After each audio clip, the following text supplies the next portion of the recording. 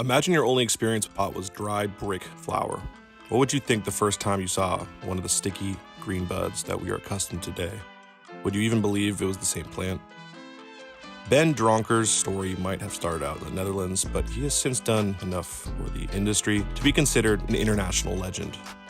The Dutch entrepreneurs were known for founding Sensi Seeds, one of the world's largest and most respected seed banks in the world. This is just one of the many things that he has been up to in the last 30 years in being in this industry/culture. See, Ben Dronkers' story is a crazy one.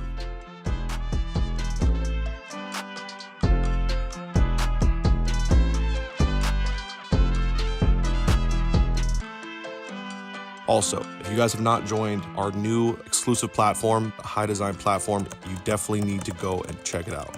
It's going to have exclusive content coming out weekly that's only going to be on that platform.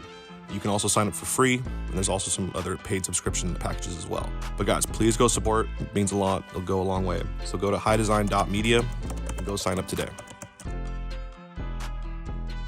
So, Ben Dronkers was born in Rotterdam in the Netherlands in 1949, at a time when the world was just beginning to explore the potential of pot beyond its recreational use. Interestingly though, his interest in pot cultivation did not start with the pot itself, but with the love of gardening. Dronkers had mentioned in a number of interviews that his mom had a green thumb that she loved to put to use frequently. She was always busy with her plants, taking good care of them, and Dronkers just happened to pick up the love for working in the dirt from her. While gardening might have been enough for some people, Dronkers took his love for gardening a step further. He developed an interest in crossbreeding, trying to improve the quality and durability of the plants that he was tending to. He might have not known this at the time, but this interest and skill that he had picked up would later be instrumental in earning him worldwide fame and relevance. But how exactly did Dronkers progress from growing regular plants like his mom to growing pot? See, Dronkers had mentioned that he was just 17 when he first tried pot, and while it was not exactly a love at first sight, he ended up gradually using it more and more. As luck would have it, at about the time that he was thinking of cultivating it and crossbreeding pot strains, he joined the Holland America Lines, a merchant marine line, as a member of the staff. So he was able to visit many different countries without much cost to him, which inadvertently afforded him the opportunity to experience some of the best and purest strains of pot from Asia, specifically the Middle East. At the time, growing pot was not exactly popular in the Netherlands, and crossbreeding different strains was something that didn't happen at all in the country. So Dronkers decided to seize this as a business opportunity and grow his own stuff, maybe even replicate the quality that he had experienced in his travels. He did this with a friend of his, even trying out techniques like using cool tubes to get some buds. However, while the stuff did grow, Dronkers had mentioned that the product was not particularly good. Nonetheless, the fact that they were able to grow it in the first place, from start to finish, had enough motivation for them. Which is why, instead of giving up, they decided to grow seeds from places where Dronkers had experienced quality stuff. So on his many travels, Dronkers made sure to bring back quality seeds, especially from places like India and Pakistan. They started growing these seeds and crossbreeding them. The product was really good according to them, so they knew that they were onto something. The product that they made was of high quality for sure, but nobody was buying. Dronkers and his friend were growing their plants in greenhouses in Amsterdam, but they weren't getting any customers, even in a place as progressive as Amsterdam. And this went on for up to 3 years. Dronkers would later say that it is possible people just didn't understand or trust it. Back then, people were not really growing pot in the Netherlands, so they might have been wary of locally produced pot. What's more, the pot that Dronkers was growing looked different from what the Dutch were used to. The Dutch typically used Thai and African pot that was typically pressed into blocks and dried out. Dronkers, on the other hand, was offering buds that weren't green and colorful, nothing any of his customers had ever seen before. So it makes complete sense that the Dutch were skeptical about what Dronkers was offering and didn't want to offer themselves as test subjects. The way he eventually got people to pay attention actually seems to corroborate that explanation. According to Dronkers, he decided one day to go to coffee shops in Amsterdam, specifically the Happy Family and Prix.dme, directly offering them stashes of pot in paper bags, asking them to try it and only pay him if they liked it. When he went back to the coffee shop for feedback, he was told that the entire stock was gone and people absolutely loved it. Why did they decide to try things this time around when they were hesitant initially? Well, according to Dronkers, it was American tourists that brought the stuff, or at least started the buying. Americans were used to different kinds of pot, so green buds wouldn't have been so strange to them. It's then possible that the Dutch saw these American tourists purchase the stuff and be fine, so they decided to take a chance at it as well. So Dronkers' pot became a hit not too long after, but that came with his own issues. Remember that pot was still largely illegal in many places around the world, including the Netherlands. So you best believe that the Dutch authorities started hounding Dronkers almost immediately after his product became a success. Dronkers was arrested so often that he probably cannot remember how many times he was actually arrested. Now, if you know anything about jail time for dealing pot or illegal substances, you might be wondering how possible it is that Dronkers was frequently in and out of prison.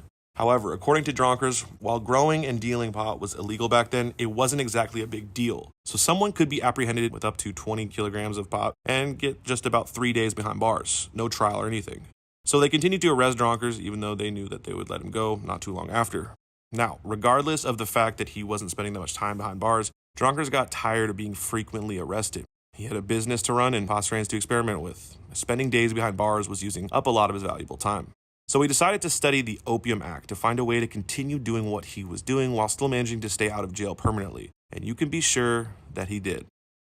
Before we jump back into the video, I just want to say big thank you to Dr. Smoke for supporting this content. If you guys go over to drsmoke.com and use my discount code LMC, you're going to get 15% off your entire order. Again, that's going to be LMC, 15% off at drsmoke.com. They got all different types of products. Anyways, big thank you to the homies over at Dr. Smoke. Without them, none of this would be possible, so I can't thank them enough. Now, let's jump back into the content. Now, what he found was that while pot itself was illegal, pot seeds were not. Then he took his discovery to a lawyer who confirmed what he found. There was an issue from the lawyer pointed out, though. He said, quote, "How would he get seeds if growing the plant was illegal?" Dronkers immediately noticed the loophole, pointing out to his lawyer that growing pot plants for the seeds was not exactly illegal. The lawyer agreed, and Dronkers decided to switch the focus of his business immediately. Probably because he had been burned by the police and legal authorities a number of times, Dronkers decided to be as transparent with his new venture as possible. He declared his intent to cultivate pot for the seeds to the police and the relevant agricultural institutions. And it was no surprise to him that all of these authorities could not legally object to his new business venture. They didn't even try to object. That's probably because they didn't think that Dronkers could make that work. But he more than made it work. If the success of Sensi Seeds is anything to go by, he started small, just a small store in Amsterdam, where Dronkers was doing something very few across the world were doing. But that last part probably contributed to how quickly and big the business grew. Now, people were coming in all over the world, especially the United States, to purchase Sensi Seeds. See, Dronkers for experimenting and crossbreeding came into the play in Sensi Seeds as well. He started releasing pot strains that were new to people at the time. One of these strains is the Jack Herrera, which was released in 1994. For those who know their pot, you know that the Jack Herrera is a cross between the Skunk No. 1, Northern Lights NO5, and Haze C. And something else that Dronkers had refused to disclose. Whatever that last ingredient was, people loved the results. Enough that Jack Herrera won the 1994 High Times Flower Cup. The Jack Herrera is still much around and has even been bred with other pot strains by other breeders. But it's not only the Sensi seed breed that has become a staple in the pot industry. Other popular breeds have originated with Sensi seeds, including Black Domina, Black Rose, Mr. Nice, and Afghani No. 1. Many of these breeds have won their own High Times Flower Cup awards. Through the Sensi seeds was eventually inaugurated into the High Times Hall of Fame in 2007. That said, Dronkers' interest in pot extends far beyond making potent strains of the stuff available to a wide variety of people. It was already been mentioned that he was absolutely enjoyed and still enjoys using the stuff. But more than that, he was also very interested in the culture of pot, its history, the people that have influenced and been influenced by the industry, and the pleasure that it has brought to people over the years, decades, and centuries. So he studied and explored the interesting culture and history of the plant, and all that he found led him to found the Hash Marijuana and Hemp Museum in 1985, the same year that he founded Sensi Seeds. Now, I've actually been to this museum before. It's in Spain.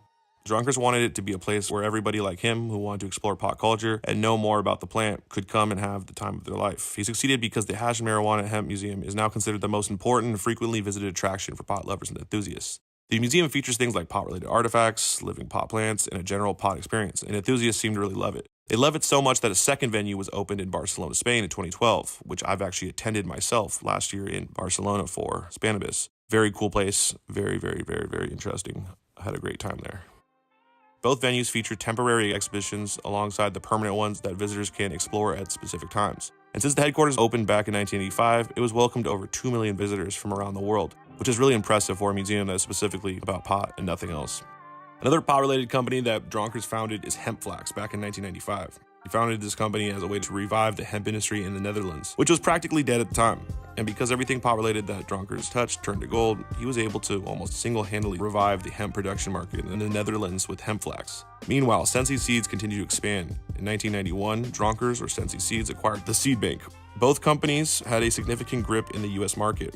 Prior to the acquisition, Sensi Seeds had actually been in partnership with the seed bank. Sensi Seeds was selling some seed bank genetics in the local Dutch market, and the partnership proved fruitful. So when the owner of Animas Castle and the seed bank, Neville, got into a pickle that made his brands basically up for sale, Dronkers immediately considered purchasing them. The acquisition proved to be beneficial for both parties, as Neville was able to raise the money to smuggle himself out of Australia, where he was supposed to face charges for drug trafficking, and Sensi Seeds now had a lot more access into the US market. By the way, we will be talking about Neville in the very, very near future, so keep your eye open for that. Anyways, that said, Sensi Seeds' influence in the pot crowd is way beyond just being a supplier of quality pot.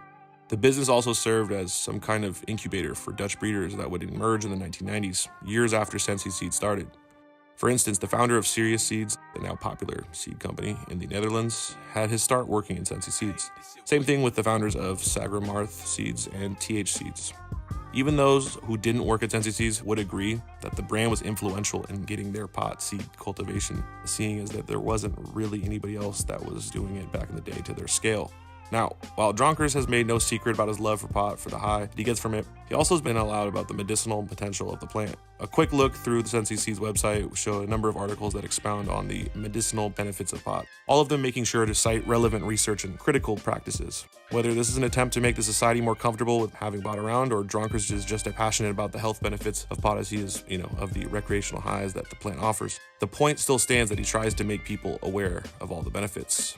At over 70 years old, Dronkers is not as involved in the day-to-day running of his businesses that he used to be, and currently is spending his time shuffling between Europe and Asia. But he's still very invested in pot culture and is never very far away from his beloved plant. Identifying and exploiting legal loopholes has been an important aspect of the industry ever since the days of the gray area medical markets and before, when it was illegal. Now, Dronkers Seeds business is one of the oldest examples of someone taking advantage of one of those loopholes to legally operate a pot-related business. His work is still relevant to this day, as countless seed companies legally ship seeds all over the globe. And now as the pot industry expands more and more, loopholes are identified every day. One that I believe that will be extremely important in the near future, or it is important actually now, is the THCA. If you would like to learn more about the THCA, we have a big documentary on that coming out here very soon. I highly recommend you guys go check that out. Anyways, guys, let me know about any other interesting loopholes you've identified that you think we should discuss in the comments down below. Anyways, guys, make sure to like button, comment down below, share this, follow us on all social medias. Links are down below in the description. And guys, by the way, please make sure to join the High Design platform. If you would like to get exclusive content that's only going to be on that platform, there's a free option as well as paid subscription plans as well. You need to go to www.highdesign.media. Again, that's www.highdesign.media. Support your boy and go join the platform, because trust me, we're going to have weekly content going out on there. You're not going to want to miss it. Anyways, guys, big shouts out to Sensi Seeds and big shouts out to Dronkers.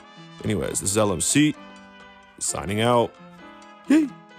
Big shouts out to Sensi Seeds. Big shouts out to Ben Dronkers. Very interesting story. But also I want to say, welcome to the very first episode of our Retro Tech platform that we're launching here soon. So Retro Tech is pretty much is a storytelling platform specifically focusing on, cultivation, but mainly, the breeders, the genetics, the seeds, right? We're gonna be talking about, the stories behind different flavors. We got the OG Kush story coming out here soon. It's gonna be kind of our first installment of the actual story behind the actual, famous flavors, right? But I'm really excited though for this platform. I'm really excited for that. So we're gonna be doing a lot. We got a lot of dope content coming on that. I've been working on that with my team for the last few months. More info on that. But if you guys are not subscribed to the Retro Tech YouTube channel, I highly recommend you go do that. We're gonna link that down below in the description, or it's gonna be in the pinned comment. So make sure to do that. But yeah, really excited about Retro Tech. If you guys got any suggestions for story ideas, for flavors you want us to cover, you're gonna want to go follow me on all the social medias. The links are down below in the description. You can send me a DM or email. Also, guys, make sure to join the new High Design platform. We're gonna have Retro Tech exclusive content on there as well. But you go to www.highdesign.media. We got a free version and we also have paid subscriptions. Anyways, really appreciate you guys on that. Definitely though, make sure to hit the like button, subscribe, comment down below.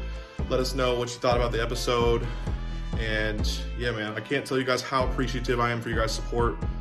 It means the world to me, so thank you guys, seriously. Anyways, guys, this is LMC, signing out.